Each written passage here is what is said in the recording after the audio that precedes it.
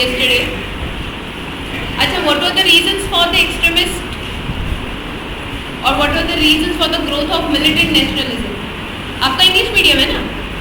What were the reasons for the growth of militant nationalism?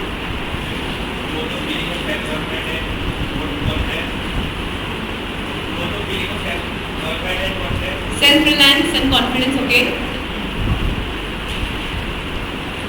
Okay, what do you think would have been the major reason? Major reason क्या हो सकता है? ये तो चलो हमारे पास पॉइंट है. Major reason?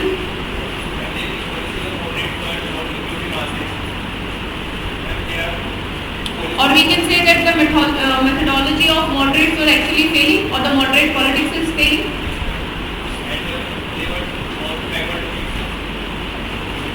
Backward looking how? No, they were not backward looking. चलो ठीक है, nice enough, sit down. तुम्हारा नाम क्या है? हाँ, Anshika, right? Please stand up and let me know what were the contributions of moderate in the early nationalism.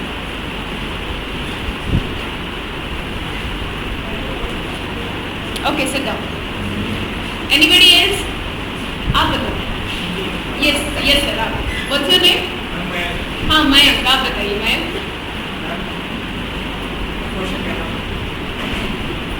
Medium? English medium. The reason for the rise of militants. No, my question is, what are the contribution of moderates in the Indian national movement? The moderates actually they start a journey with active and a passive resistance. In active resistance, they try to develop pressure on the English government to subsidize. To reform the administrative system, which should be more and more interest of Indians. चलो, I completed that sentence. Second point. Second point is that the major drawback of the contributions. What about Indian Council Act 1892? That has been discussed. 65 the members were supposed to be raised to 45, but they have no rights to question of in the parliament, in the legislative council. Therefore, they demanded for the more reforms. Yes, Third sentence. Okay, sit down. You tell me. इन दोनों के अलावा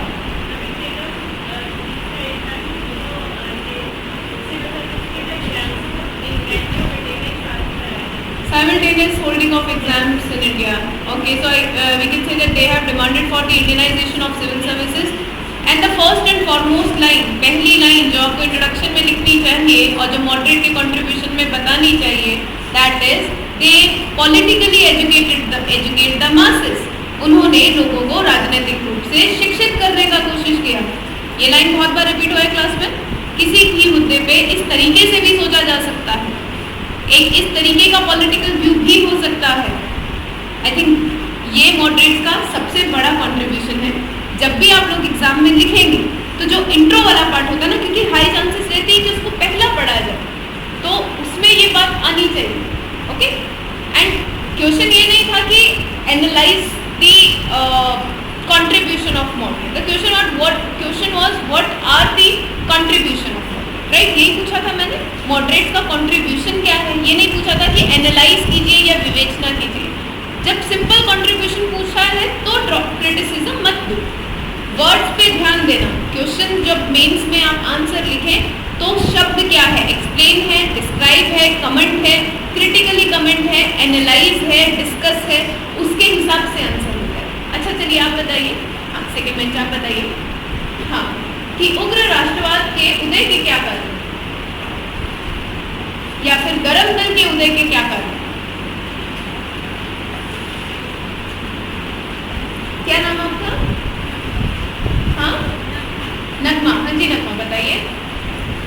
आपका class में थे. कोशिश कीजिए, copy में मत देखिए ना, नॉर्मल. क्या कारण थे, अभी भी डिस्कस हुआ है. मॉडरेट्स की, नरम दल वालों की जो पॉलिसी थी, जो काम करने का तरीका था, कहीं ना कहीं वो विफल हुआ. इसीलिए तो वो उग्र हुए.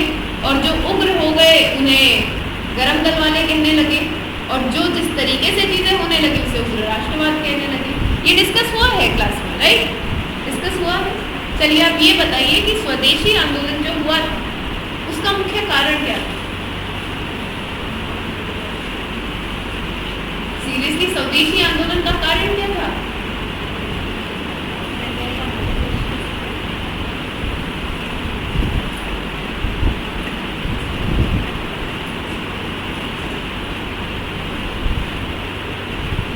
नगमा, क्लास में समझने में थोड़ा दिक्कत हो रहा है टॉपिक। स्वदेशी आंदोलन का क्या कारण था? एनीवन, स्वदेशी आंदोलन का कारण? ओके, स्वाति आप बताइए। स्वाति,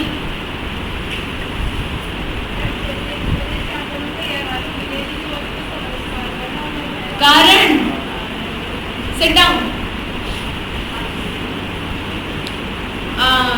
सिद्धार्थ, तुम्हारे पीछे जो है, आपका क्या नाम है? हाँ हाँ, अजीत, अजय, हाँ अजय तुम बताओ।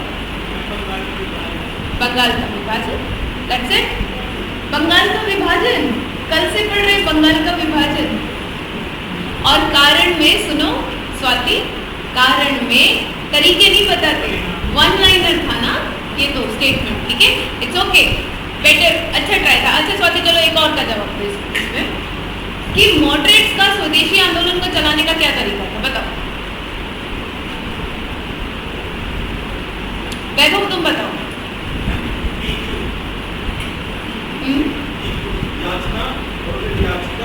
स्वदेशी आंदोलन को मॉडरेट्स ने 1903 से 1905 तक लीड किया, किस तरीके से?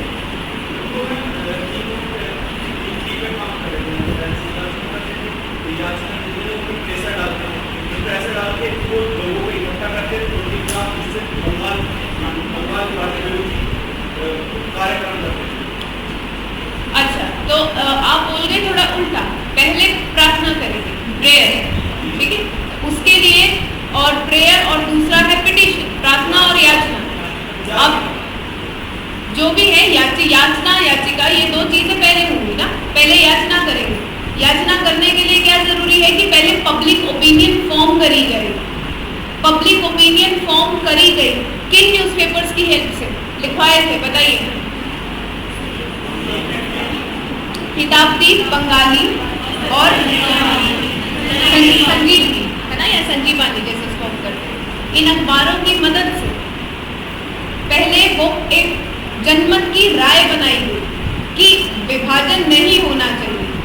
उस राय के सहारे याचिका दायर करके प्रेशर फॉर्म किया। जब नहीं मानी तब बहिष्कार की तरफ बढ़े। यही हुआ था। Please sit down.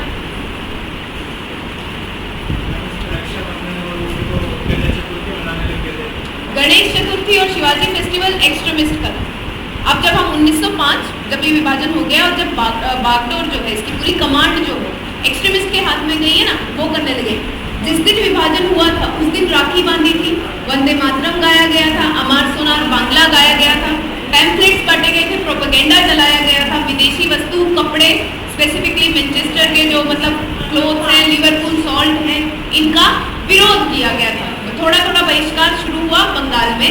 उसके बाद ये आंदोलन जो है, ये आपके मैंने बताए थे तिलक के द्वारा, लाला लाजपत राय के द्वारा, हरदयाल जी के द्वारा और आपके सैयद हैदर रजा के द्वारा और मद्रास में भी फैलाया गया।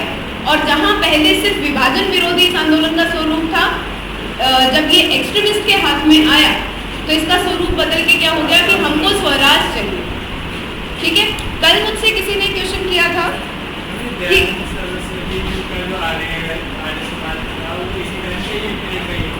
हाँ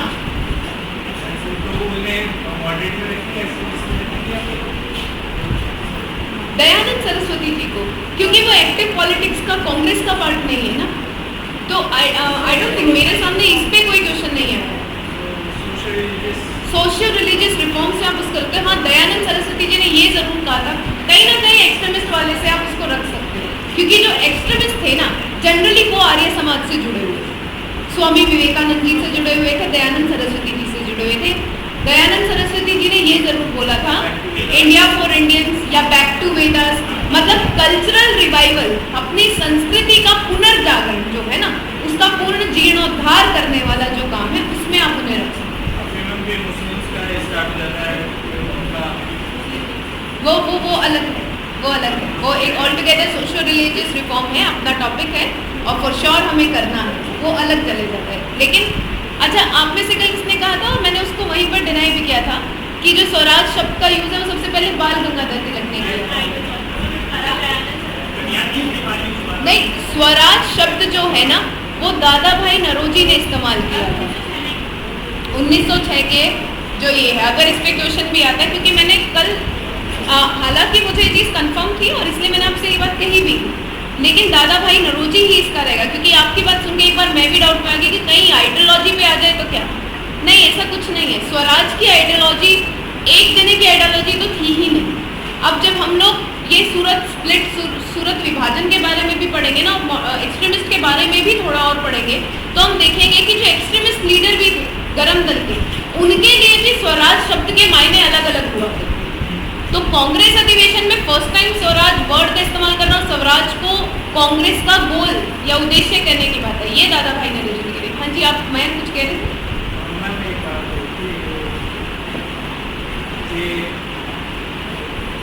हाँ, सर छोटू राम किस केस के रहे हैं? सर छोटू राम किसान लीडर थे। उन्होंने 10 मन से 11 पैसे काम से काटा अंग्रेजों से, जब वो अकाल था और एक्सट्रीमिस्ट। पर ये जनरली पीजेंट मूवमेंट से इनको ज़्यादा जोड़ते हैं। फिलहाल कंफ्यूज नहीं हो, मॉडरेट एक्सट्रीमिस्ट लीडर्स में जो कुछ है ना अपने पास, ये टाइम पीरियड देखो ना, इस विभाजन तक का है। जो पीजेंट मूवमेंट है वो जब हम लोग टॉपिक करेंगे, वो चल तो 1857 से पहले के गए।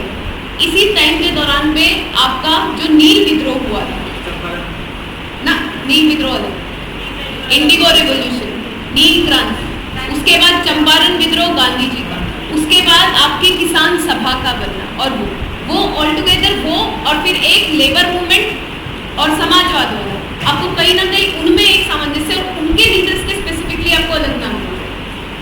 जैसे कुछ नाम ऐसा नहीं है, देखो आप बहुत टाइप पार्टीशन तो कर नहीं सकते, कहीं ना कहीं किसी ना किसी से जुड़े हैं, लेकिन हम इस हिसाब से पार्टीशन कर देते हैं कि किस जो लीडर है उसकी कौन से तरीके के आंदोलन में ज़्यादा इन्वॉल्वमेंट है। ठीक, जैसे दयानंद सरस्वती जी हैं, ऐसा नहीं है कि हम ये बिल्कुल नहीं कह सकते हैं कि दयानंद सरस्वती जी ने जो है आज़ादी के लिए या देश को आज़ाद करने के लिए कुछ कहा ही नहीं होगा, पर क्योंकि उनकी जो एक्टिविटीज़ थी वो समाज सुधार के दायरे में ज़्यादा थी। ठीक है, राजनीतिक के कंपैरिजन में समाज सुधार के दायरे में ज़्यादा थी, इसलिए हम उन्हें सोशल रिफॉर्मर कहते थे। ये सब एक साथ चीज़ें चल रही हैं उस टाइम। ओके, अब एक लास्ट सवाल और फिर शुरू करते हैं। अब इससे पूछा जाए, अच्छा आप मिडिल में स्टैंड अप। हाँ, क्या नाम है आपका? हाँ, अनुपमा। ओके, अनुपमा आप मुझे बताइए, अनुपमा सॉरी, आप मुझे बताइए कि क्या बताइए? हाँ, आप मुझे बताइए कि मॉडरेट्स की डिमांड क्या है?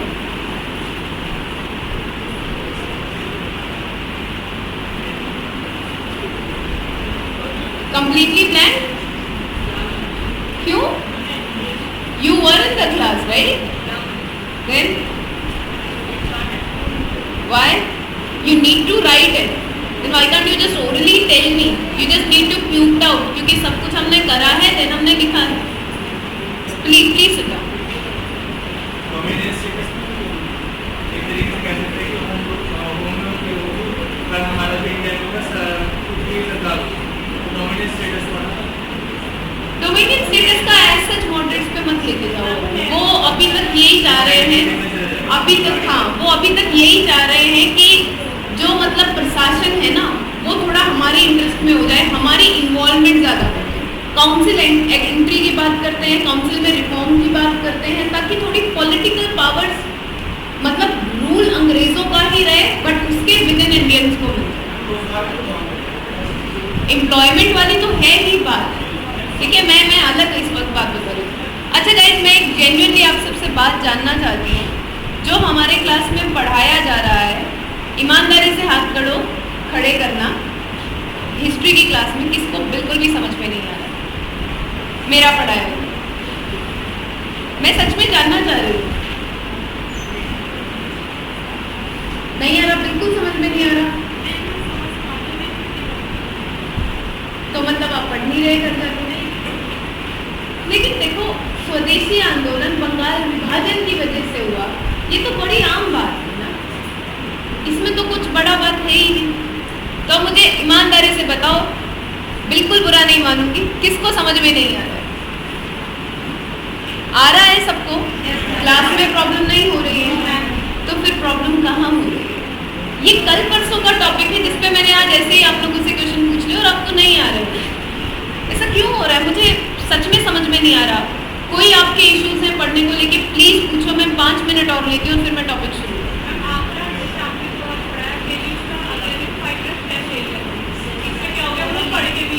तो मतलब मैं टेस्ट ना लूँ तो पढ़ोगे नहीं?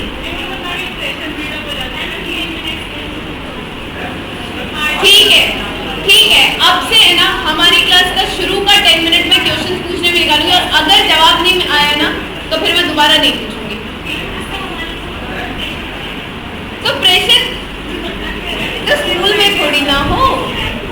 अच्छा ठीक है, प्रेशर बिल्डअप करेंगे आप, ओके, बढ़िया से पढ़िएगा। चलिए आगे शुरू करते हैं। आज मैंने जानबूझ के आपका खाली स्वदेशी आंदोलन वाला टॉपिक रखा है, क्योंकि कल हमारी क्लास नहीं है, नेक्स्ट वीक ही है, और मुझे पता है कि अगर मैंने फर्स्ट फेज ऑफ क्रांति वाला शुरू कर दिया तो आपके मंडे तक निकल जाएगा दिमाग में। तो आज इस टॉपिक को खत्म करते हैं, इसीलिए मैंने शुरू में आपका थोड़ा ये रिविजन वाला इस चीज़ को रखा। अब हम लोग स्वदेशी आंदोलन से आगे बढ़ते हैं। हमने कल तक मॉडरेट तक कंप्लीट कर दिया था कि मॉडरेट्स के हाथ में जब स्वदेशी आंदोलन की कमान थी, अब उसके आगे हम चलेंगे, और लास्ट में आज हम एक तुलनात्मक अध्ययन करेंगे, कंपैरेटिव एनालिसिस करेंगे मॉडरेट्स का और एक्सट्रीमिस्ट का। मैं चाहती हूँ पहले आप उसके पॉइंट्स आप लोग मुझे बताएं, ठीक है, और उसके बाद फिर हम उसको आगे कंटिन्यू करेंगे।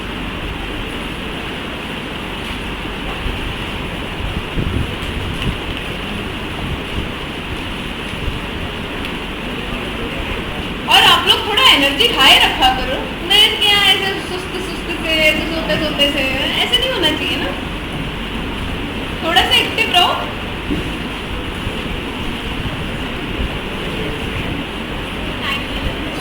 हाँ?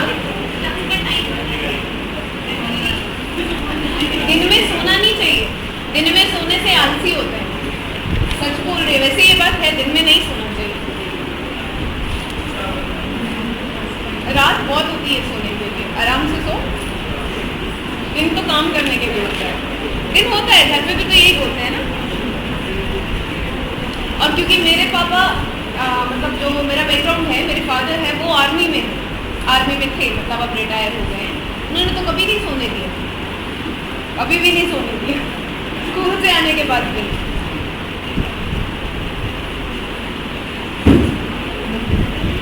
पर अब आप लोगों की रोज रिवीजन चलेगी, और उसका फायदा तभी होगा जब आप लोग पढ़ के आएंगे, ठीक है। वरना कल सुना था ना कितना बुरा भाषण मिला था, मुझे लगा था कि कल का लेक्चर सुन के आप लोगों ने आज कुछ पढ़ा हो, सही में ढीठ हो, नहीं पढ़ा। अच्छा, इंडेक्स बना लिया? किसने नहीं बनाया? गुड, अब वो भी चेक करना पड़ेगा लगता है मुझे। चलिए शुरू करते हैं।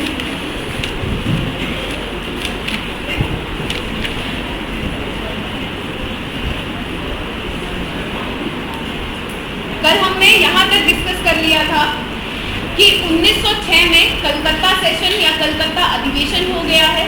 हमने बात कर ली थी कि आपके 16 अक्टूबर 1905 को बंगाल का विभाजन हो चुका है, और अब स्वदेशी आंदोलन या आपका जो बहिष्कार आंदोलन, स्वदेशी और बहिष्कार आंदोलन, स्वदेशी मूवमेंट, अब ये जोर पकड़ रहा है। और इस बीच में हमने कांग्रेस की भूमिका देखी, जिसमें हमने 1905 के बनारस अधिवेशन की बात करी थी। बनारस अधिवेशन की जब हमने बात करी थी तो हमने कहा था गोपाल कृष्ण गोखले जो हैं उनके प्रेसिडेंसी में, उनकी प्रेसिडेंटशिप में, उनकी अध्यक्षता में ये अधिवेशन हुआ है। और इस अधिवेशन में मुख्यतः दो बातें कही गई हैं, एक तो बंगाल विभाजन की आलोचना करी गई है, और दूसरा स्वदेशी आंदोलन को समर्थन दिया गया। जब स्वदेशी आंदोलन को समर्थन कांग्रेस की तरफ से मिलता है और बंगाल विभाजन का विरोध भी होता है, तो एक्सट्रीमिस्ट या गरम दल वर्ग इस आंदोलन को, हालांकि ये आंदोलन जो है शुरुआत में केवल बंगाल तक सीमित था और कांग्रेस के जो मॉडरेट लीडर्स थे वो चाहते थे कि आंदोलन बंगाल तक ही सीमित रहे, लेकिन अब ये इस आंदोलन को बंगाल से बाहर लेकर जाते हैं और पंजाब में, महाराष्ट्र में, दिल्ली में, तमिलनाडु में अब हर जगह स्वदेशी आंदोलन बढ़ना शुरू हो गया और देखते ही देखते 1906 तक स्वदेशी आंदोलन की कमान अब आ जाती है एक्सट्रीमिस्ट लीडर्स के साथ, यानी कि अब जो आम जनमानस है वो खड़े हैं एक्सट्रीमिस्ट या गरम दल वालों के साथ। उन्हीं के दबाव में आके 1906 में दादा भाई नौरोजी वो ये घोषणा, मतलब अधिवेशन में 4 बातें कह दी जाती हैं। एक, राष्ट्रीय शिक्षा के कार्यक्रम पे जोर देना। दूसरी बात कही जाती है कि कांग्रेस का जो ध्येय है, जो ऑब्जेक्टिव है, वो है स्वराज। हालांकि स्वराज को डिफाइन नहीं किया जाता, लेकिन स्वराज कह दिया जाता है। दूसरा, स्वदेशी को अपनाओ और तीसरा, बहिष्कार करो। बहिष्कार करो, ये कहा गया मोटा मोटे उस प्रोग्राम में। अब 1906 में जब कांग्रेस का गोल ही हो गया है, उद्देश्य ही हो गया है स्वराज, तो अब स्वदेशी आंदोलन जिसका जो शुरुआत थी, कारण था बंगाल विभाजन, अब जो मतलब बंगाल विभाजन को रद्द करवाना या रोकना, जो इसका मतलब एक उद्देश्य था कि बंगाल विभाजन ना होने देना, अब वहां से इसका जो गोल है, जो उद्देश्य है, वो हो गया है स्वराज। स्वराज के नाम पर अभी आंदोलन और क्या क्या इसमें होता है अब हम लोग देखते हैं, जब एक्सट्रीमिस्ट के हाथ में इसकी कमान होती है। तो 1905 से 1907 तक हमारा सेकंड फेज चल रहा है, साथ साथ लिखते रहिएगा आप लोग। 1905 से 1907 तक सेकंड फेज है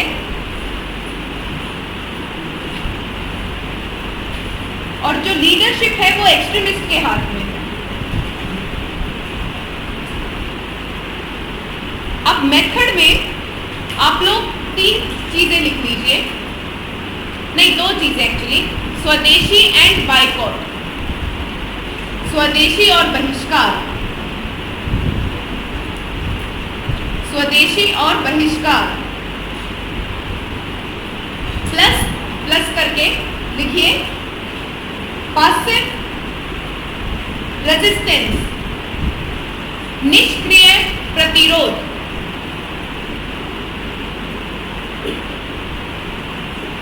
अब समझिए, मॉडरेट्स ने बोला कि अंग्रेजी वस्तुओं का, अंग्रेजों का या अंग्रेजी चीजों का बहिष्कार करो और जो स्वदेशी है यानी जो भारत में बना है उसको अपनाओ। एक्सट्रीमिस्ट ने बोला कि अंग्रेजी वस्तुओं का बहिष्कार करो और स्वदेशी को अपनाओ, इसके साथ ही अब एक पासिव रेजिस्टेंस भी करो, निष्क्रिय प्रतिरोध भी करो। इसका मतलब ये है हर तरीके का जो आपका एसोसिएशन हो अंग्रेजों के साथ, किसी भी तरीके से आपका कोई भी मतलब, जैसे आप उनके न्यायालयों में काम कर रहे हो, उनके स्कूलों में पढ़ रहे हो, उनके कॉलेजेस में पढ़ रहे हो, हर चीज का बहिष्कार करो। इस तरीके से बहिष्कार करो कि अब ब्रिटिश प्रशासन या ब्रिटिश सत्ता उसके लिए काम करना, उसके लिए फंक्शन करना ही मुश्किल हो जाए। क्लियर हुआ? फर्क समझ में आ रहा है पूरा इसमें? इसको थोड़ा दिमाग में, थोड़ा इसका क्लैरिटी इसकी आप रखते चलिएगा, क्योंकि जब आप हम लोग इनका कंपैरिजन करते हैं या समझने की कोशिश करते हैं तो उस क्रम में हमें थोड़ा इनके मेथड्स में क्या फर्क आ रहा है वो देखना है। तभी तो हम इसे उग्र राष्ट्रवाद कहते हैं, थोड़े और उग्र तरीके इसमें अपनाए जा रहे हैं। अब जो ये पासिव रेजिस्टेंस या निष्क्रिय प्रतिरोध है, इसके अंदर क्या क्या इंक्लूडेड था, एरो लगा के नीचे वहां पे लिख लो। पासिव रेजिस्टेंस या निष्क्रिय प्रतिरोध में इंक्लूड था आपका स्कूलों का, सेवाओं का, स्कूल मतलब simple boycott of school, services, courts, legislative council, government titles etcetera, school, सेवाओं, न्यायालयों, लेजिस्लेटिव काउंसिल और सरकारी उपाधियों का बहिष्कार। लेजिस्लेटिव काउंसिल को आप विधायी परिषद लिख सकते हैं, इसका बहिष्कार। सेकेंड पॉइंट इसमें लिख लो, इनका एम या उद्देश्य, मतलब जो ये 3 चीजें कर रहे हैं, ये जो 2 चीजें कर रहे हैं ना, बहिष्कार कर रहे हैं, स्वदेशी अपना रहे हैं, प्लस निष्क्रिय प्रतिरोध कर रहे हैं, इन सब का उद्देश्य क्या है, एम क्या है, जो एक्सट्रीमिस्ट अब बता रहे हैं। लिखिए, they tried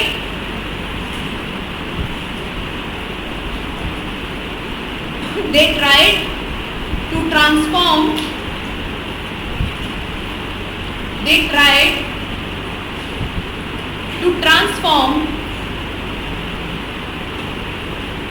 Swadeshi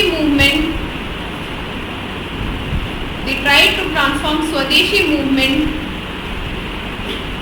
into a mass struggle and gave the slogan of India for Indians.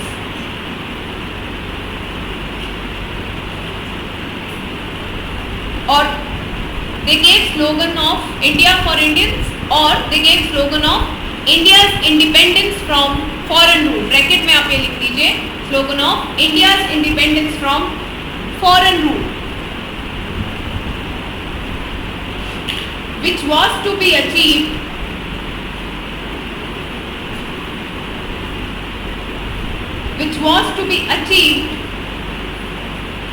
through self-sacrifice.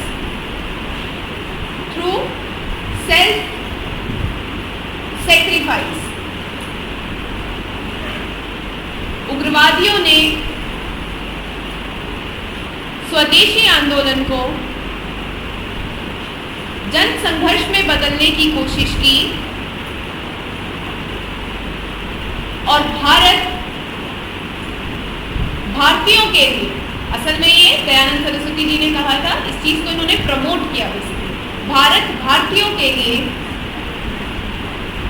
का नारा दिया, जिसे आत्मबलि, हाँ हिंदी इंग्लिश, जन संघर्ष में बदलने की कोशिश की और भारतीयों के लिए का नारा दिया, जिसे आत्म बलिदान के माध्यम से हासिल किया जा सकता था, जिसे आत्म बलिदान के माध्यम से हासिल किया जा सकता था।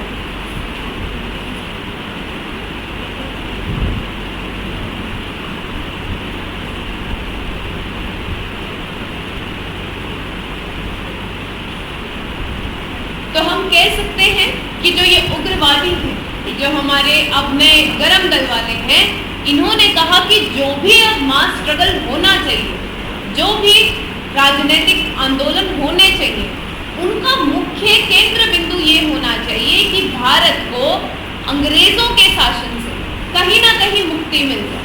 हालांकि एग्जैक्टली स्वतंत्रता वाली जो चीज़ है, जो बात है, कांग्रेस ने क्योंकि अपने अधिवेशन में अभी तक अपनाई नहीं है, तो यहाँ जो ये बात करते हैं वो स्वराज की बात करते हैं। लेकिन जैसे मैंने आपको कहा, स्वराज के कुछ के लिए मायने ये थे कि अंग्रेज बिल्कुल भारत में ना रहे, कुछ के लिए ये मायने थे कि शासन ज़्यादा से ज़्यादा इंडियंस के पास रहे, और भले ही वो अंग्रेजों की कॉलोनी बन के रहे, लेकिन इंडियंस के पास ज़्यादा से ज़्यादा पावर है। ठीक है, तो इतना क्लियर कट जो है स्वतंत्रता वाली बात भले ही नहीं हुई, पर जो कहते हैं ना दबी स्वर में जो चीज़ आ रही है वो यही कि शासन हमारा होना चाहिए, हमारा देश हमारा होना चाहिए। समझ में आ रहा है? बहुत क्लैरिटी नहीं। अच्छा, यही जब हम आगे पढ़ते हैं तो आगे क्या होता है, हम कहते हैं ना कि फेजेस हम देखते हैं, धाराएं, इस दिन मैंने आपको बताया, जैसे आपका क्विट इंडिया तक तो बात तो जाती है, तो बात ये हो जाती है कि अब तो जाओ यहाँ से, नहीं चाहिए हम लोगों को। क्विट इंडिया में यही बात होगी ना, कहीं ये तभी तो इतिहास में ये कहा जाता है कि क्विट इंडिया के बाद तो आप कुछ पीछे हट ही नहीं सकते। अब अंग्रेज क्या ऑफर करेंगे? तुमने अंग्रेजों को साफ साफ बोल दिया जाओ यहाँ से, ठीक। अभी तक तो आप कुछ कुछ डिमांड्स कर रहे हो, बंगाल का विभाजन नहीं करना चाहिए, शासन में हमें ज़्यादा से ज़्यादा कंट्रोल दे दो, हमें लेजिस्लेटिव काउंसिल्स में पावर दे दो। तो थोड़ा बहुत दे रहे हैं, थोड़ा बहुत तुमको दबा रहे हैं, कुछ ना कुछ बार्गेनिंग चल रहा है पूरे इस मूवमेंट के दौरान। एंड चीज़ क्या थी, यही इंपॉर्टेंस है क्विट इंडिया मूवमेंट ज़्यादा जब हम लोग आगे इतिहास पढ़ेंगे तो। और स्वदेशी आंदोलन की, अगर क्विट इंडिया से पहले अगर स्वदेशी आंदोलन की आप इम्पोर्टेंस समझे तो देखिए इसकी इम्पोर्टेंस क्या निकल के सामने आ रही है। पहली बार भारत के अंदर जो है लोगों को इकट्ठा करा जा रहा है, लोगों को एक राष्ट्रीय आंदोलन से जोड़ा जा रहा है, आत्म बलिदान सेल्फ सेक्रीफाइस की बात करी जा रही है। किस लिए? ताकि भारत भारतीयों के लिए हो, ठीक, ज्यादा से ज्यादा भारतीयों का शासन रहे। अभी ये नहीं बोला अंग्रेज निकल जाओ, लेकिन भारतीयों का हो, बोलना वही चाह रहे हैं पर अलग तरीके से। यही फर्क था हमारे गांधी जी में, जो और क्रांतिकारी थे उनमें, और जो शुरुआती ये हमारे लीडर्स रहे वो डायरेक्टली बोल देते कि हमें तुमसे आज़ादी चाहिए, चले जाओ, तो दबा दिए जाओ। ओके, अब किस तरीके से इन्होंने संघर्ष को आगे बढ़ाया और उसका क्या असर हुआ, इस बारे में बात करेंगे, ठीक है। जो इनके मेथड्स थे, एक तो हमने ऊपर मोटा मोटा तो लिख लिया कि बाइकॉट करना है, स्वदेशी अपनाना है और निष्क्रिय प्रतिरोध करना है। अब उसके तहत चीजें क्या क्या करी गई, इन्होंने अपने आंदोलन में किस किस तरीके के कार्यक्रम करे, क्या इनके मेथड थे, क्या क्या इन्होंने कहते हैं ना प्रोग्राम अडॉप्ट करे, उसके बारे में। तो सिंपल लिखिए, संघर्ष के तरीके और उनका प्रभाव, forms of struggle and there impact.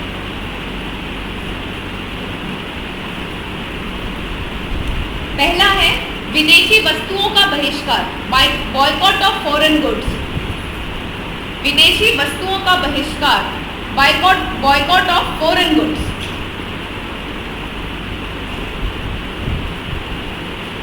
आप सब लोगों ने मूवीज में भी देखा होगा ये कि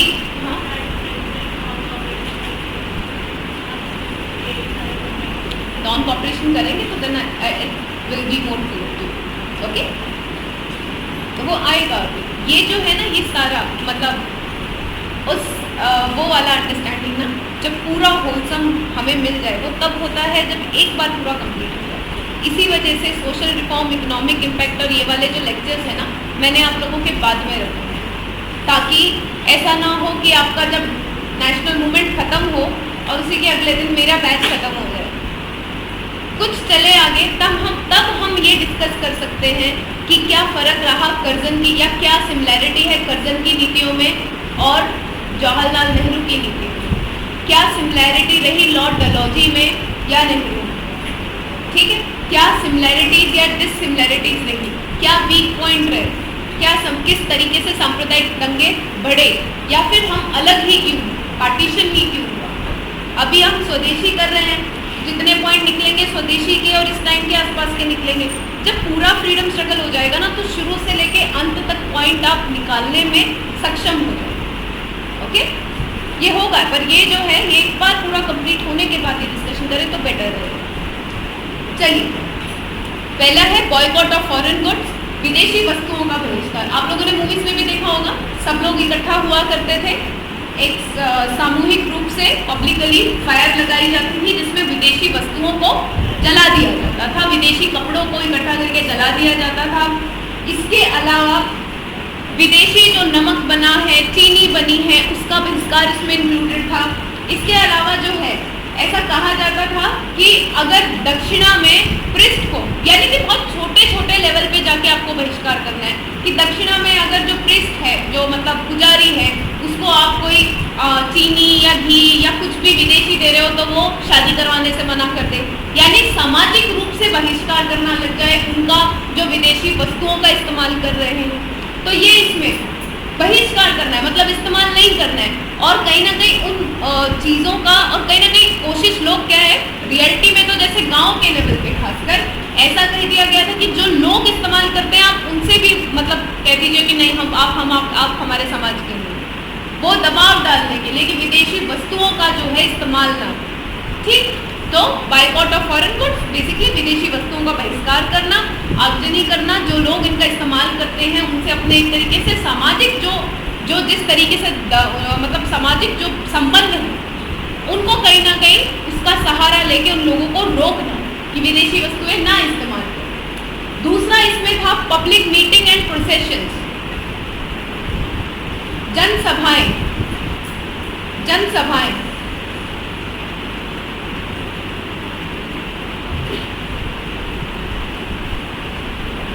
ये हम सब जानते हैं कि, और देखो जो ये टाइम पीरियड है ना स्वदेशी का, इम्पोर्टेंस ऑफ स्वदेशी आंदोलन, इंडियन नेशनल मूवमेंट, उसमें आप ये समझिए।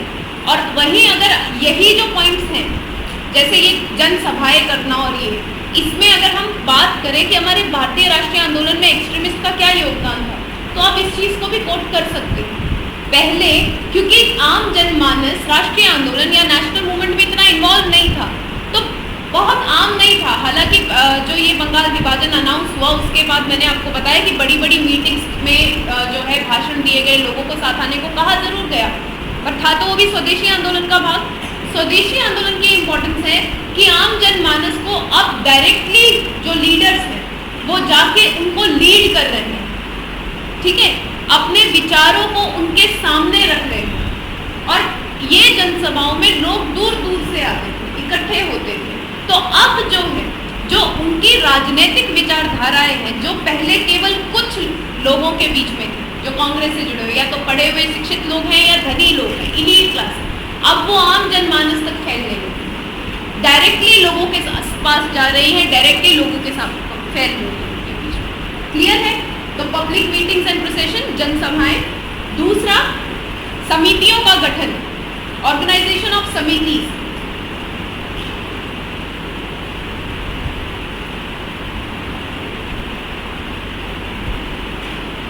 ऑर्गेनाइजेशन ऑफ समिति,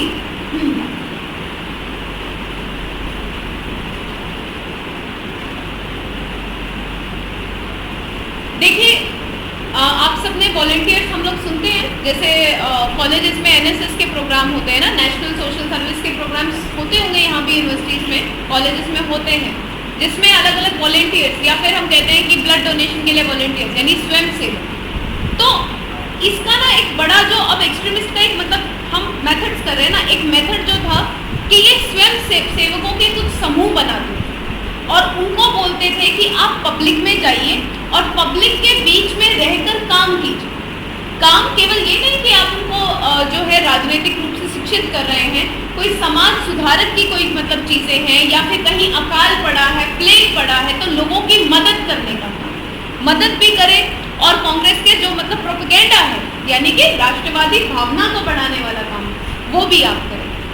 इसमें हमारे सामने कुछ नाम आते हैं, आप लिखिए स्वदेश बांधव समिति, ये बरसेल में थी आपकी स्वदेश बांधव समिति, अश्विनी कुमार दत्त, स्वदेश बांधव समिति हाइफन लगा के अश्विनी कुमार दत्त की थी ये बरसेल में, स्वदेश बांधव समिति।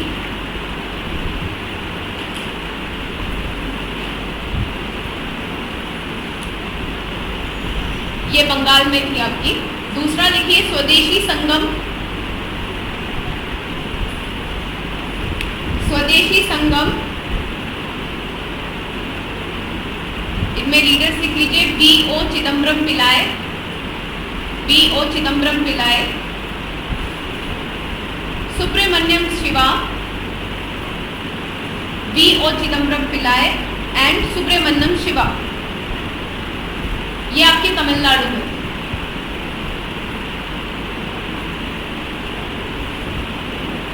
अब ये समितियां बेसिकली लोगों के बीच में रहा करती थी और लोगों के लिए काम किया करती थी, स्वयं सेवकों की थी। और इन्हीं के तहत थी जैसे ना मतलब रात में मैजिक लालटेन लेक्चर्स, बेसिकली इसमें शब्द आपका बुक में यूज किया गया है, यानी कि सिंपल सी बात है, जिन गांव में रह के ये काम कर रही हैं वहाँ पे सब लोग आम जनमानस को इकट्ठा करना, उनको बताना, उनको शिक्षित करना राष्ट्रवाद के बारे में, इसके अलावा समाज सुधारक के काम करना।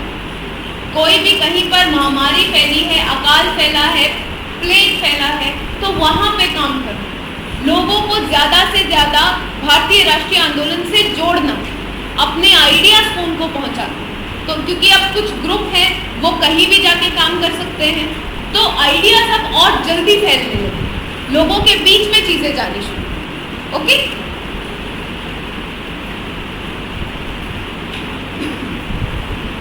इसके अलावा अगर आप इन कमेटीज का मतलब ये समिति जो खासकर आपकी ये है अश्विनी कुमार दत्त वाली है, ये बहुत फेमस हुई थी बंगाल में बरसेल। ये ना केवल समाज सुधार के काम किया करते थे, ना केवल लोगों को पॉलिटिकली एजुकेट करते थे, इसके अलावा ये स्वदेशी शिक्षा के लिए, लोगों को रोजगार के लिए कोई हैंडीक्राफ्ट सीखना है, कोई काम सीखना है, ये वाले सब काम भी ये समितियां किया करती हैं। नेक्स्ट है पारंपरिक मेलों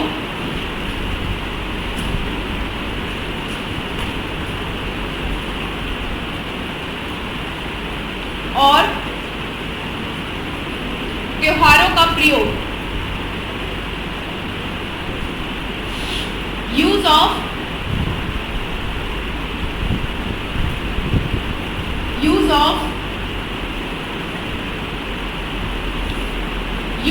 festivals and MELAS,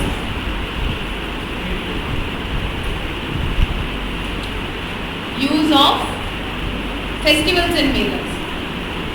again in लोगों का एक ये मेथड था, ठीक, कि मतलब आइडिया ये था कि अगर आप कोई ना कोई त्योहार सेलिब्रेट करें, आप कोई मेले अगर सेलिब्रेट करें, तो आप अपने कल्चर के द्वारा, क्योंकि आप संस्कृति से लोगों को जोड़े, मतलब आप एक छोटा सा इसको ऐसे समझिए, एक एग्जाम्पल मैं देती हूँ, कहीं पे बोला जाए कि स्वदेशी के लिए एक धरना दिया जा रहा है या एक मीटिंग करी जा रही है, तो कितने लोग जाएंगे, पर ये बोल दो कि मेला लगा हुआ है, तो बच्चे पकड़ पकड़ के लेके जाएंगे, समझ रहे हो।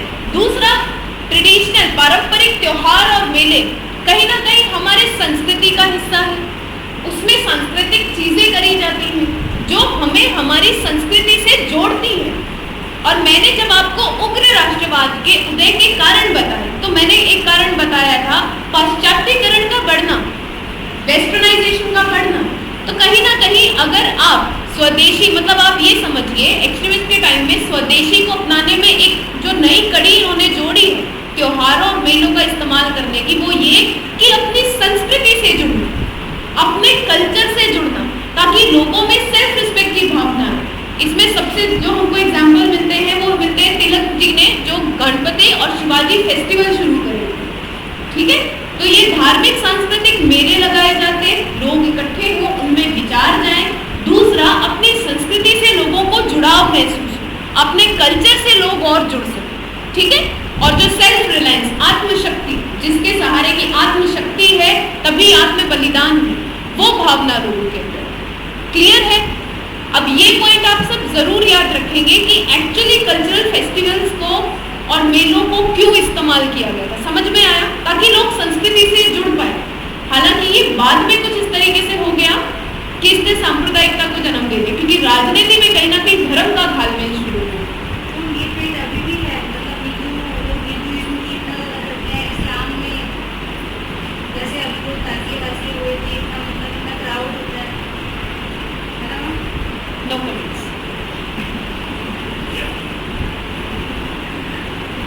और जैसे महाराष्ट्र में आपके गणपति शिवाजी फेस्टिवल्स होते थे, ऐसे बंगाल में ना थिएटर्स लगाए जाते हैं। अच्छा, आप लोगों ने ये सब मूवीज देखी होंगी ना, भगत सिंह वाली जो मूवी है, या वो जिसमें लोग प्ले कर रहे हैं।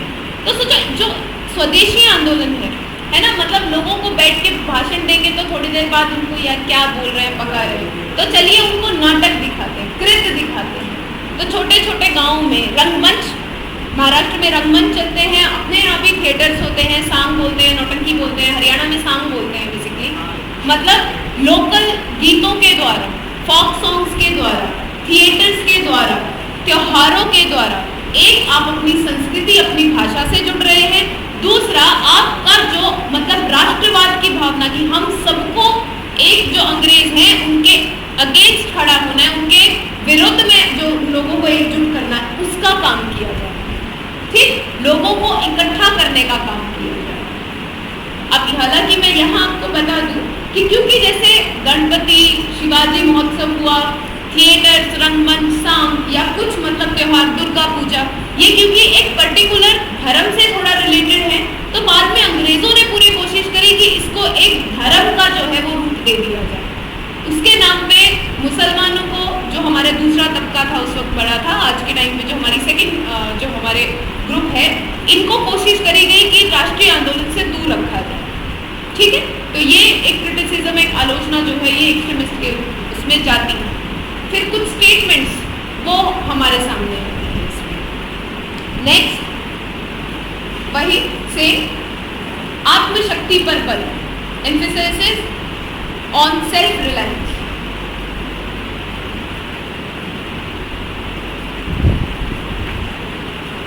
आत्मशक्ति पर एम्फेसिस ऑन सेल्फ रिलायंस।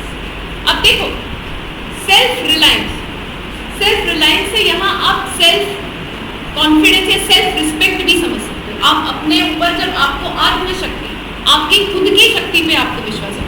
अगर आप मॉडरेट्स के मेथड या मॉडरेट्स का जो सबसे कहते हैं ना टूल, अगर आपको करना हो कि मॉडरेट्स के पास कौन सा एक टूल था जो वो कहते थे जिससे आज़ादी मिल सकती है या अंग्रेजों से हम पीछा छुड़ा सकते हैं, तो वो बोलते आत्मशक्ति। आत्मशक्ति, ये सब शब्द बेसिकली हमको जगह जगह पे मिलेगा। सेल्फ रिलायंस की वो बात करते हैं। सेल्फ पे आप तब रिलाय हो सकते हो, आप खुद पे तब विश्वास कर सकते हो जब आपके अंदर आत्मसम्मान की भावना हो, डिग्निटी की भावना हो, ऑनर की भावना हो, जब आपको लगे कि आपकी भी एक स्वयं की पहचान है। प्लस उस पहचान पे ऐसा नहीं कि कोई भी आया गया जो है वो उस पर उंगली उठा दे। और इसीलिए जरूरी है कि जो आप में कमियां हैं उसे दूर किया जाए। और यहाँ पे जब ये सेल्फ रिलायंस की बात करते हैं, लोगों में वो आत्मसम्मान की भावना आए, इसके लिए बेहद जरूरी है कि उनमें जो खामियां हैं, मान लीजिए हम कहें कि हमें हमारी संस्कृति या हमारी जो धरोहर और विरासत है उससे हमें एक शक्ति, एक प्रबल, एक अलग आइडेंटिटी मिलती है, वो हमारी पहचान है। ठीक, तो ये हमारा कर्तव्य बनता है, ऐसे एक्सट्रीमिस्ट ने कहा कि हमारा कर्तव्य बनता है कि उसमें जो खामियां हैं हम उसके लिए काम करें। तो जब उन्होंने आत्मशक्ति पर बल दिया तो उन्होंने समाज सुधारकों पे भी बल दिया कि समाज में सुधार होने चाहिए। सोशल रिफॉर्म्स कैंपेन्स पर उन्होंने बल दिया, क्योंकि जब तक आप में खामियां रहेगी आप अपने ऊपर विश्वास नहीं कर पाएंगे। ये बेसिकली इसमें बात है। और जब आपके अंदर अपनी खुद की पहचान रहेगी तो पहली चीज तो सामाजिक रूप से आप जो है वो सक्षम होने चाहिए, सोशली इम्पावर्ड होने चाहिए, जिसके लिए सोशल रिफॉर्म्स पे बात करेंगे। दूसरा, जो इकाई थी, एक सबसे छोटी इकाई जो मतलब भारत में थी वो थे गांव। तो गांव जो है वो आर्थिक सामाजिक रूप से सक्षम होने चाहिए। तो विलेज के डेवलपमेंट के लिए, हैंडीक्राफ्ट के डेवलपमेंट के लिए काम किया। क्लियर है? अगला पॉइंट देखते हैं। अगला है राष्ट्रीय शिक्षा कार्यक्रम या प्रोग्राम ऑन नेशनल एजुकेशन।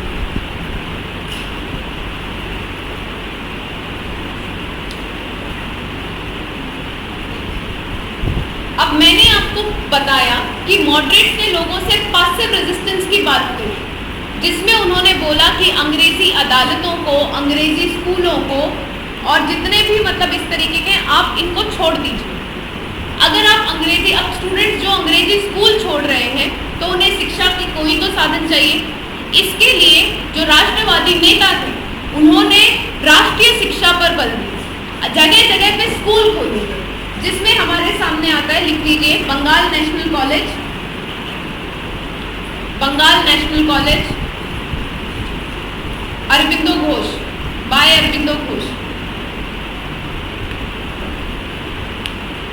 दूसरा पॉइंट लिखिए, 15, एक डेट लिखिए, 15 अगस्त 1906।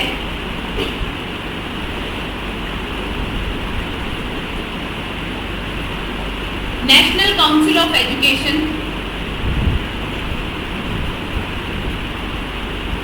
नेशनल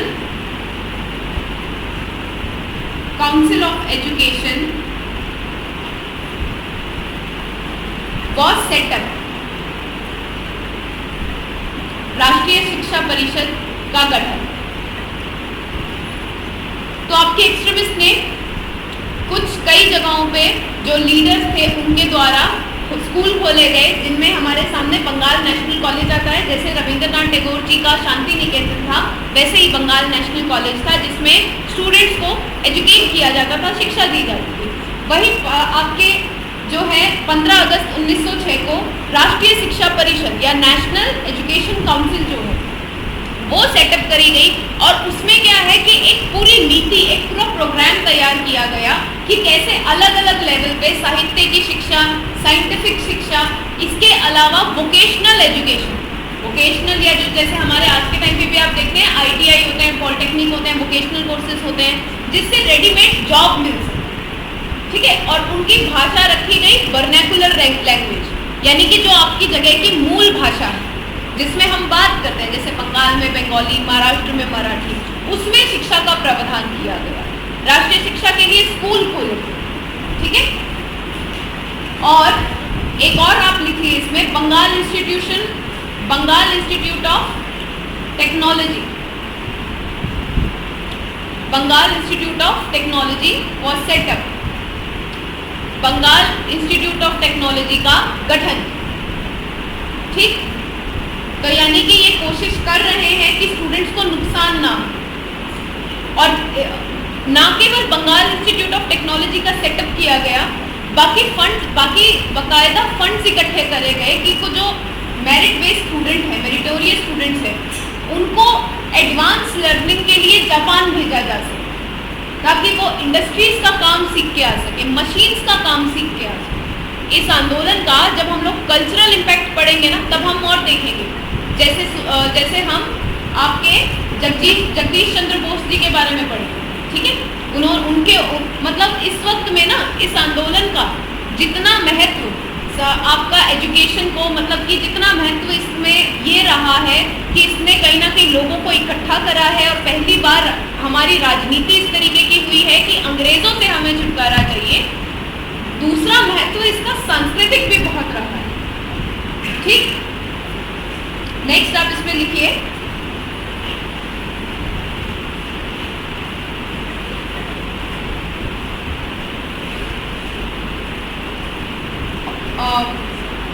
स्वदेशी एंटरप्राइजेस, स्वदेशी एंटरप्राइजेस या डेवलपमेंट ऑफ स्वदेशी एंटरप्राइजेस, स्वदेशी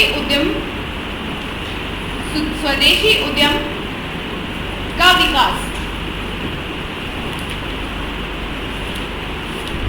अब आप ये समझिए कि अगर आप विदेशी चीनी का बहिष्कार कर रहे हैं, नमक का बहिष्कार कर रहे हैं, माचिस का बहिष्कार कर रहे हैं, पिन का बहिष्कार कर रहे हैं, कपड़े का बहिष्कार कर रहे हैं, तो उससे उछाल किसे मिलेगा?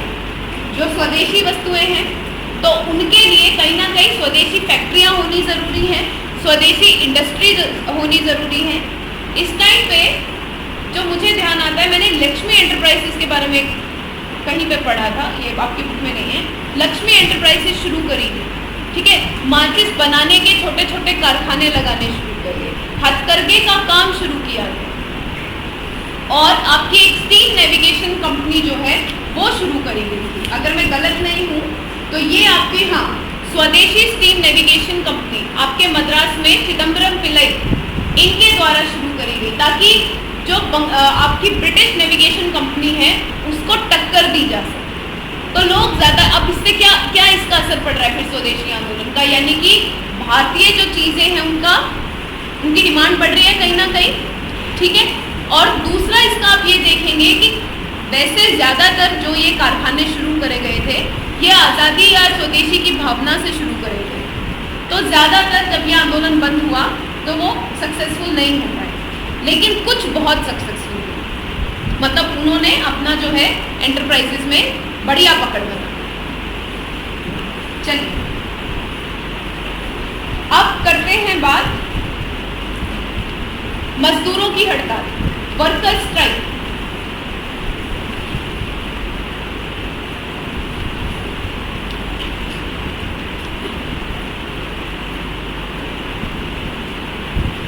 देखिए, अब क्योंकि स्वदेशी के दौरान लोगों के अंदर आत्मशक्ति, आत्मसम्मान की बातें जा रही हैं, खुद के राज होने की बातें जा रही हैं, तो उसका एक असर अब दिखने लगा है।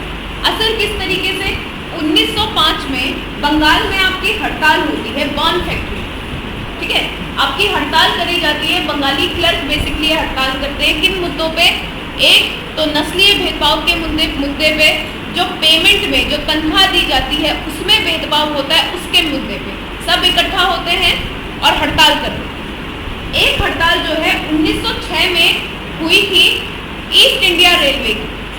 ईस्ट इंडिया रेलवे की हड़ताल हुई है 1906 में, और ये इतनी बड़ी हड़ताल थी कि इसके बाद जो है आपका railway man union, railway union, उसका गठन हो गया 1906 की जो ये हड़ताल है।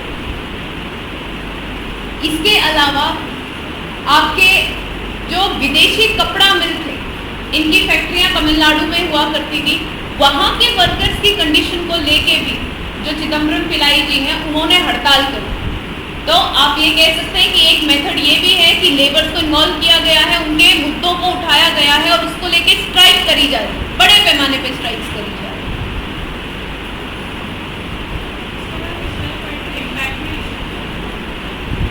ये सभी देखो, public meetings, boycott of foreign goods, impact क्या पड़ रहा है? स्वदेशी अपनाया जा रहा है, एंटरप्राइजेस अपनाई जा रही है, ये सारे पॉइंट्स इसमें आ सकते हैं। नेशनल एजुकेशन का प्रमोशन, पॉइंट क्या पड़ रहा है? कल्चरल चीज़ें अपनाई जा रही हैं, आपकी सेल्फ आइडेंटिटी अपनाई जा रही है। ये सब मेथड्स भी हैं और इन मेथड्स के इम्पैक्ट निकल के भी आ रहे हैं, ठीक है।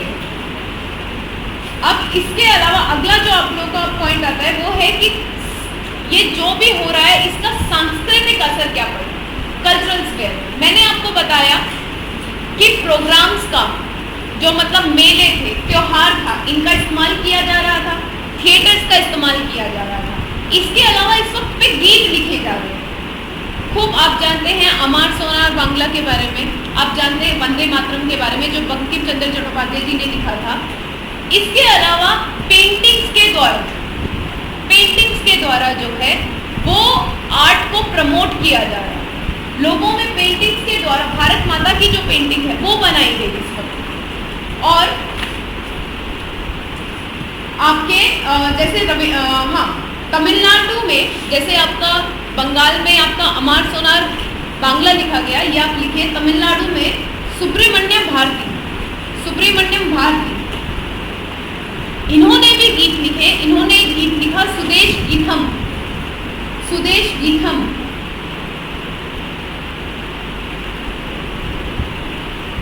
फिर इस वक्त में क्या है ना, यूरोप का विक्टोरियन मतलब आर्ट एंड क्राफ्ट जो होता है, कैसे कलर्स का यूज करना है, फेशियल एक्सप्रेशन और वो चीजें, वो बड़ा फेमस हुआ करता था। तो उसको टक्कर देने के लिए बातें क्यों हो रही है? लास्ट बेंच, क्या प्रॉब्लम है?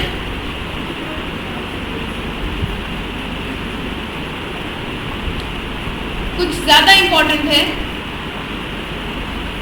चलिए, तो विक्टोरियन आर्ट को टक्कर देने के लिए अबिंदरनाथ टैगोर वो पेंटिंग्स बनाते हैं, फेशियल फीचर्स अब वो इस तरीके के बनाते हैं जो आपके इंस्पायर्ड होते हैं। किससे?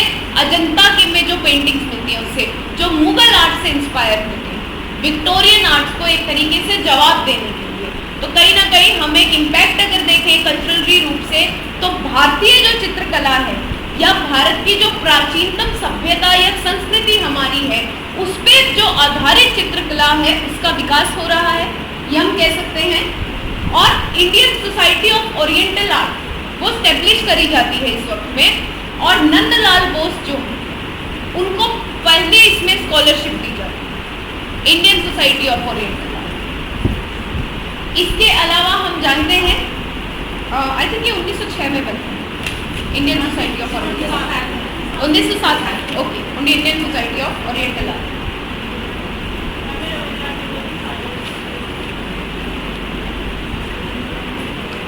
Yes, Indian society of oriental art 1907 में ये बनी है।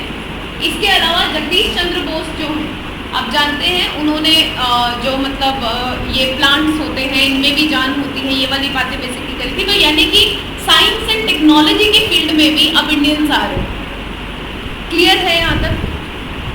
तो ये है आपका आंदोलन, नेशनल मूवमेंट। मेथड्स आप समझ गए, धरने देने हैं, त्योहारों का इस्तेमाल करना है, जो भी मतलब किसी भी तरीके का उनसे एसोसिएशन है अंग्रेजों से, उसे तोड़ना है। स्कूल छोड़े तो शिक्षा को प्रमोट किया गया, शिक्षा को प्रमोट किया, यही इम्पैक्ट भी पड़ा कि राष्ट्रीय शिक्षा को बढ़ावा मिला। इम्पैक्ट में आप इसे समझिए। त्योहार बनाए गए तो लोगों को संस्कृति से जुड़ाव हुआ। समितियां बनाई गई जो लोगों में रह के काम करती हैं। तो यानी कि अब जो नेशनलिस्ट राष्ट्रवादी भावना है वो गांव-गांव तक फैलाई जा रही है, कोशिश करी जा रही है कि लोगों को ये चीज़ें समझाई जा सके। और देखें कि इसमें, अगर हम ये देखें कि इसमें किनका पार्टिसिपेशन था, तो सबसे ज़्यादा स्टूडेंट्स ने इसमें बहुत पार्टिसिपेट किया। स्टूडेंट्स ने पार्टिसिपेट किया, बड़े पैमाने पे स्कूलों को छोड़ दिया गया। इसके अलावा वुमेन ने, औरतों ने आपका पार्टिसिपेट किया। हालांकि मुस्लिम्स का एक तबका जो है वो इस आंदोलन के साथ जुड़ा था, बट जनरली क्योंकि अंग्रेज़ों ने जो त्योहारों को मनाना, थिएटर्स को मनाना या गीतों को मनाना, इस तरीके से उसे दर्शाया कि वो कहीं ना कहीं मुस्लिम विरोधी जा रहा है, इसलिए मुसलमानों ने थोड़ा इस आंदोलन में भाग नहीं लिया, उस तरीके से पार्टिसिपेट नहीं किया। दूसरा, इस वक्त में लेबर जो, मजदूर जो, उन्होंने बड़ा अहम उनका मतलब इसमें पार्टिसिपेशन रहा।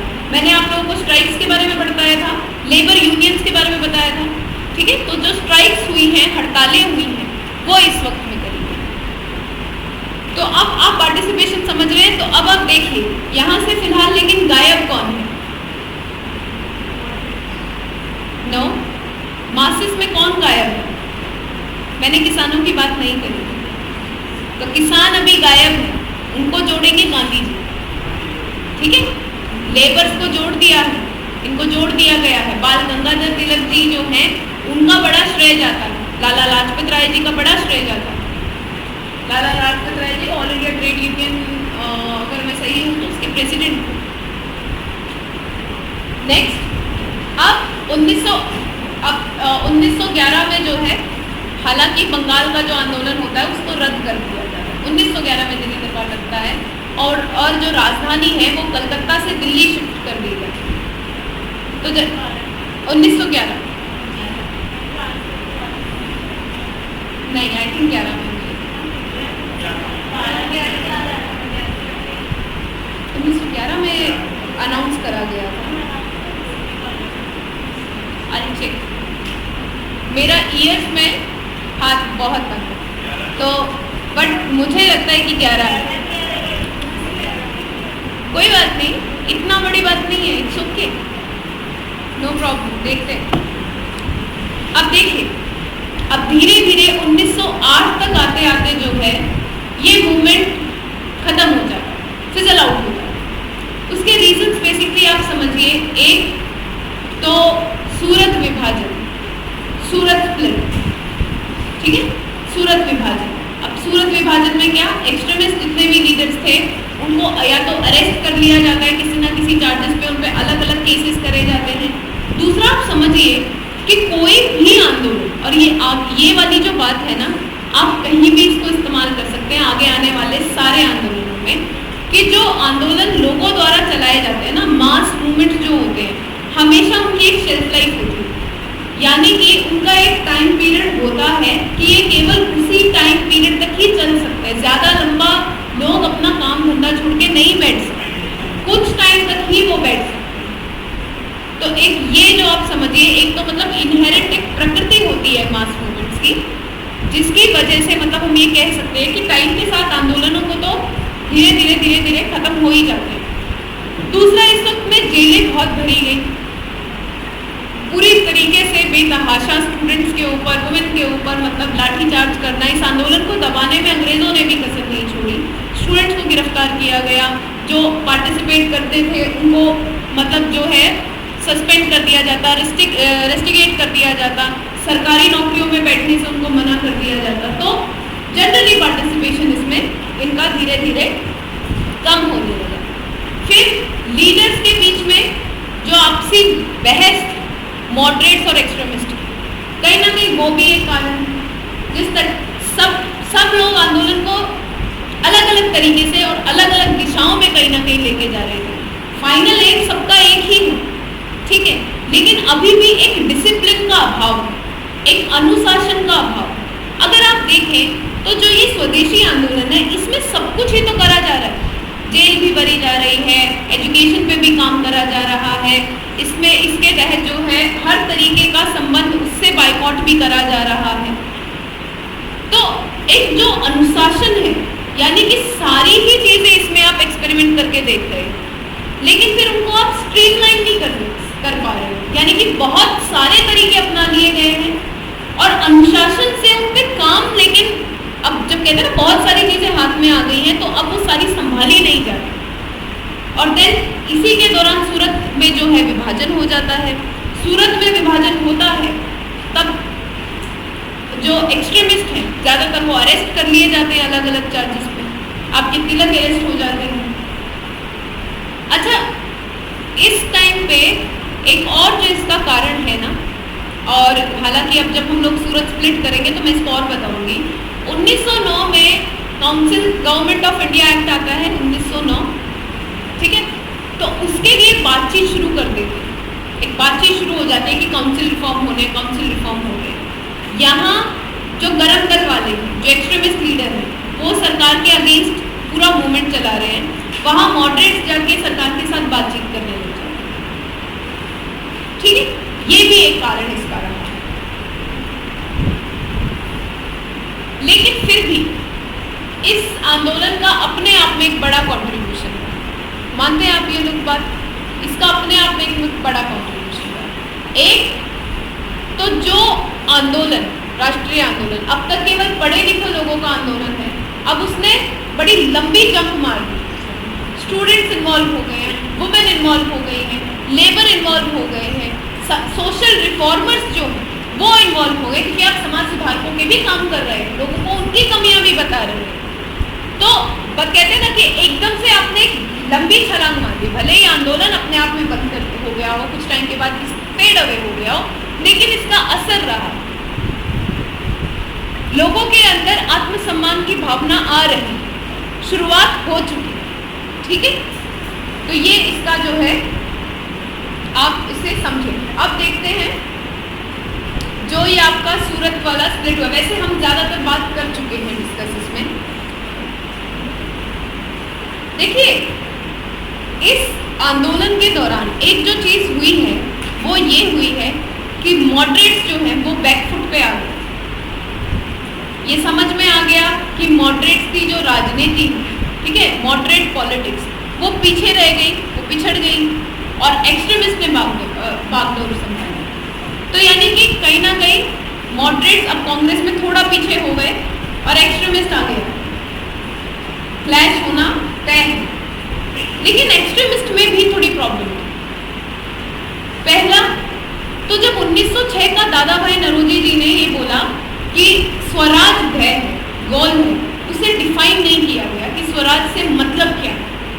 तो अगर हम देखें सेल्फ गवर्नमेंट की, तिलक का मतलब था कि भले ही अंग्रेज रहे पर शासन हमारा। वही अरोबिंदो घोष, उनके लिए स्वराज का मतलब ये था कि अंग्रेज पूरी तरीके से भारत से आज़ाद हो जाए। तो यानी कि जो खुद के मतलब एक्सट्रीमिस्ट लीडर हैं, उनमें स्वराज जो है वो वर्ड की क्लैरिटी है। दूसरा, मैंने आप लोगों को बात बताई, ये क्रिटिसिज्म में आप यूज़ कर सकते हैं पॉइंट को, कि इन्होंने कहीं ना कहीं जो ये आपके ये होते हैं फेस्टिवल्स, मेले, इनका इस्तेमाल किया। लेकिन इसकी वजह से कहीं ना कहीं राजनीति में धर्म आ, आप रिलीजन का यूज़ करें। और सिर्फ मेले और संस्कृत की बात नहीं है, मैं आप लोग को एक आधी और अगर एक्स्ट्रा बात बताऊं तो गौ हत्या नहीं करनी है, हमें गाय को बचाना है। या फिर अब आगे ना थोड़ा और आगे चलकर भगत सिंह का एक आर्टिकल था द लॉस्ट लीडर, और एक्चुअली वो आर्टिकल लाला लाजपत राय को टारगेट करके था, क्योंकि राजा लाजपत राय जो हैं आगे चल के विश्व हिंदू परिषद से जुड़ गए थे, जिनको थोड़ा सा रिलीजियसली यानी ऑर्थोडॉक्स ऑर्गेनाइजेशन समझा जाता था, माना जाता था, कंजर्वेटिव संगठन माना जाता था। तो एक्सट्रीमिस्ट की सबसे बड़ा इनका जो क्रिटिसिज्म हमारे सामने आता है कि हालांकि इन्होंने जो शुरुआत करी चीज़ों की, वो शुरुआत इस तरीके से करी कि भाई लोग संस्कृति से जुड़ गए, पर कहीं ना कहीं इनके तरीकों से धर्म जो है वो राजनीति में बीच में आ गया। और यहाँ मैं ये भी कहना चाहूँगी, एक बहुत बड़ी गलती जो है वो गांधी जी से भी हुई। जब गांधी जी ने खिलाफत के मुद्दे को नॉन कॉपरेशन मूवमेंट में अलाइन किया, सांप्रदायिकता वाला जब भी आप टॉपिक करेंगे ना, कभी मेंस में भी करेंगे, और अगर हम अपनी हिस्ट्री को उठा के देखेंगे, ये एक बहुत बड़ी गलती हुई। यही तो बात है ना, यही तो बात है, यही तो इसका पॉजिटिव साइड है कि इंडिया मतलब ये तो है ही ना। देखो कहीं ना कहीं इस बात में कोई दौराए नहीं है कि इंडिया में लोग रिलीजन या आइडेंटिटी के बेस पर ज़्यादा आपस में जुड़ते हैं। उन्होंने चाहे गांधी जी थे या एक्सट्रीमिस्ट थे, वो ये थोड़ी ना चाहते थे कि सांप्रदायिकता फैले, वो तो लोगों को जोड़ना चाहते थे। लेकिन इसकी वजह से कहीं ना कहीं एक समुदाय थोड़ा पीछे रह गया, या फिर जैसे खिलाफत और नॉन कॉपरेशन जुड़ गए, जोड़ा। लेकिन चोरी चौरा घटनाकांड की वजह से जब गांधी जी ने वापस ले लिया, बहुत जरूरी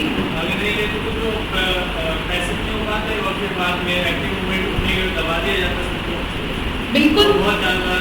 लेकिन आपकी बात एकदम सही है, मैं खुद इसके पक्ष में हूँ कि जब एक मास मूवमेंट के अंदर इतनी बड़ी वायलेंस हो जाए कि 22 लोगों को जिंदा जला दिया जाए, तो यानी कि अब उसके बाद और भी वायलेंस होने के काम हो सकते हैं और सरकार को एक बहाना मिल जाएगा सब लोगों की गर्दन कटवाने का। ट्रू, यही है पॉइंट, ये सही है। लेकिन खिलाफत का मुद्दा एक धार्मिक मुद्दा है, यहाँ पे हमें समझना पड़ेगा। जैसे जब हम स्पेसिफिकली इस पे बात करते हैं ना, फ्रांस लेते हैं जो सेक्युलर कंट्रीज की, और वो या यूरोपियन कंट्रीज की, तो जब आप राजनीतिक चीज़ों में कोई धर्म की बात करते हो ना, तो कहीं ना कहीं पोलराइजेशन की चांसेस बढ़ जाते हैं। डिपेंड करता है कि आपका ध्येय क्या है, आपका ऑब्जेक्टिव क्या है। लोगों को इकट्ठा करना है, वो आपका ऑब्जेक्टिव है, करेक्ट। सही रीजन पे इकट्ठा करो तो सही है, लेकिन अगर वही धर्म का नाम लेके आप लोगों को गलत चीज के लिए इकट्ठा करें, तो वो सांप्रदायिकता को जन्म देगा। तो जो ये फिलॉसफी, ये होना मतलब जो ये एक यूरोपियन हम फिलॉसफी की बात करना कि राजनीति में, पॉलिटिक्स में धर्म की बात होनी ही नहीं चाहिए, इससे तो ये चीज भिन्न ही हुई ना। चक्कर ये है कि इंडिया में और हिंदू जो रिलीजन है वो इतना वास्ट है कि हर सांस्कृतिक चीज जो भी थी वो कहीं ना कहीं उसके साथ जाके जुड़ रही। But I again say that इसका मतलब ये नहीं था कि कोई भी एक्सट्रीमिस्ट लीडर जो है वो किसी भी और ग्रुप को, धार्मिक ग्रुप को अलग रखना चाहता था या फिर इस आंदोलन को या इस मूवमेंट को हिंदू आंदोलन करना चाहता था। लेकिन इसका इस्तेमाल बाद में इस तरीके से किया गया, इसमें कोई दो राय नहीं। इन चीज़ों को बाद में मतलब इस्तेमाल करके एक समूह को बांटा गया, अलग करा गया, और वही तो डिवाइड एंड रूल की पॉलिसी। कांग्रेस को काउंटर करने के लिए आपके बाद में मुस्लिम लीग बनाई गई, और अगर मैं गलत नहीं तो यूनाइटेड इंडिया पेट्रियोटिक एसोसिएशन ये भी बनाई गई, इन्हीं को काउंटर करना ताकि धर्म में रिवाइवल चीज़ें ना हो सके। चलिए नेक्स्ट करते हैं। तो देखिए, दिसंबर 1905 में बनारस सेशन होता है, मैंने बता दिया था, गोपाल कृष्ण गोखले वाला, जिसमें मैंने आपसे कहा था कि एक्सट्रीमिस्ट चाहते थे कि जो बहिष्कार है उसमें लेजिस्लेटिव काउंसिल का बहिष्कार भी इंक्लूडेड, और स्वदेशी आंदोलन बाहर तक फैले। बाहर तक फैलने में मॉडरेट्स जो हैं उन्होंने कुछ नहीं कहा, लेकिन वो इस आंदोलन को इतना आगे नहीं लेके जाना चाहते थे कि लेजिस्लेटिव काउंसिल का बहिष्कार भी इसमें इंक्लूड। तो कहीं ना कहीं कैसे आंदोलन को आगे लेके जाना है, क्या करना है, इस चीज़ को लेके इनके बीच में एक टसल शुरू हो जाए। और ये टसल 1900 कलकत्ता के सेशन में जो है हमें देखने को मिलती है, 1906 में। दादा भाई नरोजी जो हैं उनको लीडर इसमें बना दिया जाता है। बेसिकली एक्सट्रीमिस्ट ये चाहते थे कि या तो तिलक लीडर बने या लाला लाजपत राय लीडर बने, पर मॉडरेट्स ने दादा भाई नरोजी को खड़ा किया और दादा भाई नरोजी को सब रिस्पेक्ट करते थे, चाहे वो एक्सट्रीमिस्ट थे चाहे वो मॉडरेट्स थे। तो कहीं ना कहीं मॉडरेट्स वाला लीडर बन गया, उनके लिए दादा भाई नरोजी जी जो हैं वो लीडर बन गए। लेकिन पैसिफाई करने के लिए एक्सट्रीमिस्ट को इन्होंने जो 4 वो प्रोग्राम थे, स्वदेशी, बाइकॉट, नेशनल एजुकेशन और स्वराज ऐसा कॉल, ठीक है, इनको एक्सेप्ट कर दिया। इससे एक्सट्रीमिस्ट जो थे वो और मतलब उनको ये हो गया कि अब हम जो है इस आंदोलन के सहारे इसको एक बड़ा मास मूवमेंट बना सकते हैं। और कहीं ना कहीं अब लोग मतलब लाला लाजपत राय, बाल गंगाधर तिलक जी वो ये सोच रहे हैं कि अब लोग इतने जागरूक हो चुके हैं, अब लोगों में ऐसी ज्वलन ज्वाला है कि हम जो है अंग्रेजों से कहीं ना कहीं हो सकता है मुक्ति ही पा लें, हमारा स्वयं का शासन है। लेकिन मॉडरेट्स जो है वो डरे हुए, उनको ये लग रहा था कि अगर इतनी मेहनत से हमने कांग्रेस बनाई है और अगर ये लोग इतनी जल्दबाजी में कुछ भी करेंगे तो अंग्रेजों को बहाना मिल जाएगा और ये अभी कांग्रेस को खत्म कर देंगे। एक्सट्रीमिस्ट को ये लग रहा था कि हमारे आज़ादी पाने या सेल्फ रूल या स्वराज के बीच में कोई अगर रोड़ा है तो वो मॉडरेट्स है। जबकि देखा जाए तो असल में जो मॉडरेट्स थे उन्होंने अभी तक कांग्रेस को कहीं ना कहीं बचा के रखा हुआ, इसमें कोई दोहराया नहीं। दूसरा, मॉडरेट्स को ये लग रहा था कि अगर एक्सट्रीमिस्ट इसी तरीके से आगे बढ़ते रहे तो ये तय है कि कांग्रेस खत्म हो जाए। तो यानी कि दोनों के दोनों एक दूसरे से छुटकारा पाना चाहते थे और ये हमें दिखता है 1907 के सूरत अधिवेशन में, जब मॉडरेट्स और एक्सट्रीमिस्ट दोनों का विभाजन हुआ, कांग्रेस का विभाजन हुआ। पहले आपका 1907 का जो ये है अधिवेशन है, ये नागपुर में होना, लेकिन इसे जानबूझ के सूरत में रखा गया क्योंकि जहाँ पे अधिवेशन होता है वहाँ का कोई भी व्यक्ति जो है वो लीडर नहीं बन सकता, तो ताकि तिलक ना बने। और जो लीडर आपके बनते हैं इस टाइम पे आपके बनते हैं, ये सूरत में होता है रास बिहारी घोष। और रास बिहारी घोष और तिलक, बेसिकली ऐसा समझ लीजिए, तिलक एक्सट्रीमिस्ट को रिप्रेजेंट कर रहे हैं, रास बिहारी घोष मॉडरेट्स को। जैसे ही सेशन शुरू होता है, ऐसा कहा जाता है, वैसे लिखने वाली बात नहीं है ये, कि किसी बात को लेकर जो है रास बिहारी घोष को एक्सट्रीमिस्ट की तरफ से कोई जूता मार दे। अलग से ये चीज़ बता रही हूँ, मतलब इस तरीके से हो हल्ला मचता है, कुर्सियाँ फेंकते हैं, जूते मारते हैं, बॉटल उठा के फेंकते हैं, यानी कि विभाजन हो जाता है पूरी तरीके से। एक्सट्रीमिस्ट और आपके मॉडरेट विभाजन होता है। वहीं सरकार खड़ी है। अब गवर्नमेंट का क्या अप्रोच है, आप लिख सकते हैं इसको कैरेट एंड स्टिक अप्रोच। जो ब्रिटिश है उनका अप्रोच हमेशा रहा है हर आंदोलन में carrot and stick approach. Carrot and stick approach क्या होता है, यानी कि थोड़ा बहुत फेवर कर दो और साथ में डंडा चला दो, पर हमारे ऊपर प्रॉब्लम नहीं आनी चाहिए। एक संगठन में कैरेट एंड स्टिक अप्रोच ये होता है, कभी कभी रिवॉर्ड देना, कभी कभी पनिशमेंट दे देना। ओवरऑल संगठन की हेल्थ जो है वो बढ़िया बनी रहनी चाहिए। तो कैरेट क्या है इनके पास, अगर हम कॉन्सिक्वेंस देख लें पूरे सूरत स्प्लिट का मॉडरेट्स को देने के लिए, तो that was government of India act 1909। और स्टिक के तहत ये अलग अलग सेडिशन एक्ट हुआ या कोई और एक्ट हुआ, उनके तहत एक्सट्रीमिस्ट जो लीडर्स थे इनको गिरफ्तार कर दिया। और धीरे धीरे जो आपका पूरा भारतीय राष्ट्रीय आंदोलन जो इस वक्त पे चल रहा है, धीरे धीरे वो आंदोलन जो है वो फिजल आउट होना शुरू हो जाता है, वो धीमा पड़ जाता है। तिलक उन्हें जेल में भेज दिया जाता है। जब वो जेल से बाहर आते हैं तब वो आगे आपका होम रूल चलता है और तब वापस से इस आंदोलन को रिवाइव करने की कोशिश करते हैं। ठीक है,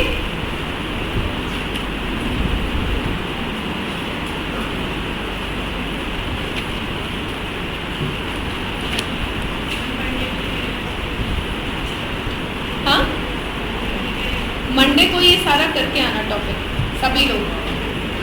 चलिए, थैंक यू सो मच।